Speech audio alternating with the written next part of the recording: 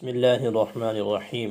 عن أبي هريرة رضي الله تعالى عنه قال قال رسول الله صلى الله عليه وسلم ثلاثة حق على الله عونهم المكاتب الذي يريد الأذى والناكح الذي يريد العفاف والمجاهد في سبيل الله رواه الترمذی۔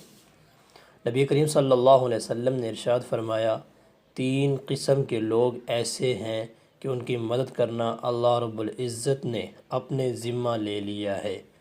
ایک وہ غلام جو مکاتب یعنی کتابت ادا کرنے کا ارادہ رکھتا ہو، دوسرا وہ نکاح کرنے والا جو عفت اور پاک دامنی کا ارادے سے نکاح کرے، اور تیسرا مجاہد فی سبیل اللہ۔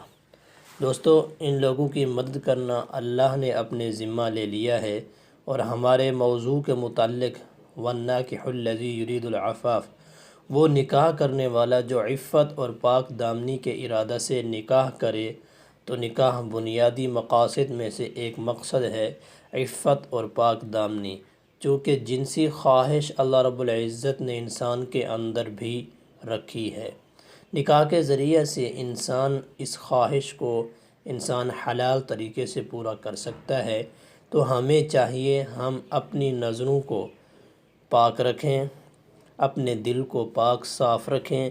نکاح کرنے کا مقصد جو ہے وہ ہے پاک دامنی، اور ہمارے بڑوں کو چاہیے جو ان کے سرپرست ہیں، نوجوانوں کے جو سرپرست ہیں، وہ اپنے بچوں کا نکاح ان کی عمر کے حساب سے مناسب وقت میں جلدی کر دیں، تاکہ ان کی زندگی پاک دامنی والی اور ان کی زندگی حیا والی ہو۔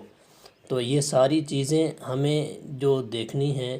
ہمارا جو عنوان چل رہا تھا نکاح کے بارے میں، تو اس میں وَالنَّاكِحُ الَّذِي يُرِيدُ الْعَفَافَ، جو آدمی نکاح کرتا ہے اس کا مقصد یہی ہونا چاہیے کہ میں پاک دامنی حاصل کروں گا۔